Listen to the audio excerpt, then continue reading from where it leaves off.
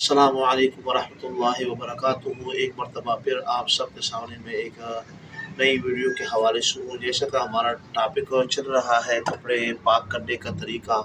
आपने washing machine का तरीका भी सीखा, उसके बाद बाल्टी का तरीका भी मैंने आपको सिखाया। इसी तरह आज जो है ना कपड़े पाक करने का तरीका क्या है कि 3 मरतबा कैसे निचोड़े तो फिर पाक होगा, वो तरीका आपको मैंने समझाना है। आपने बिल्कुल मेरी तरफ तवज्जो रखनी है, जिस तरह मैं करूँ उसी तरह आपने करना है, फिर जाके आपकी जो है कपड़े पाक होंगे। वगरना इसके अलावा एक मरतबा निचोड़ने से या 2 मरतबा निचोड़ने से कपड़े कभी भी पाक, नापाक कपड़े कभी पाक नहीं होते।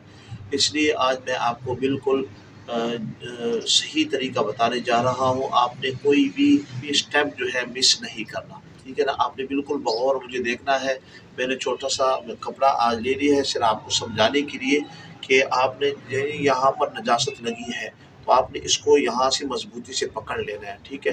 जो मजबूती से पकड़ेंगे फिर जो है टूटी खोल लेंगे, टूटी के नीचे रखेंगे, इसको यूँ धोएंगे, ठीक है ना। ये इसको धोकर, ठीक है ना, ये एक दफ़ा इसके ऊपर पानी मैंने गिराया।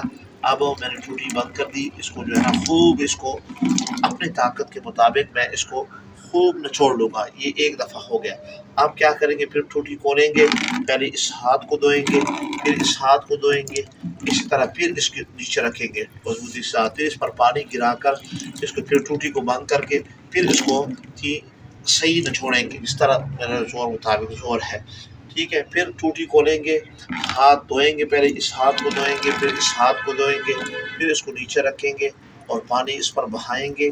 पानी बहाने के बाद फिर इसको हम सही तौर पे निचोड़ेंगे। तो अब ये कपड़ा, हाथ भी मेरे पाक हो गए और ये कपड़ा भी जो है वो पाक हो गया।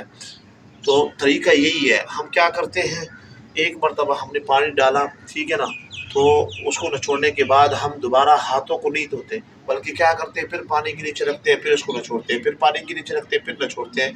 तो इससे जो है मतलब वो सही तौर पे पाक नहीं होगा। पाक करने का बिल्कुल तरीका यही है। अगर आपका पूरा कपड़ा है तो पूरे कपड़े को निचोड़ें और फिर टूटी खोलें, पहले इस हाथ को धोएं, फिर इस हाथ को धोएं, फिर इसको नीचे रखें गीला करके, फिर इसको खूब निचोड़ें ताकि एक कतरा भी आपके वजन के, आपकी ताकत के मुताबिक जो है वो ना गिरे। फिर इसी तरह फिर हाथ धोएं, दोनों हाथ धोकर फिर जो है इसको निचोड़ें।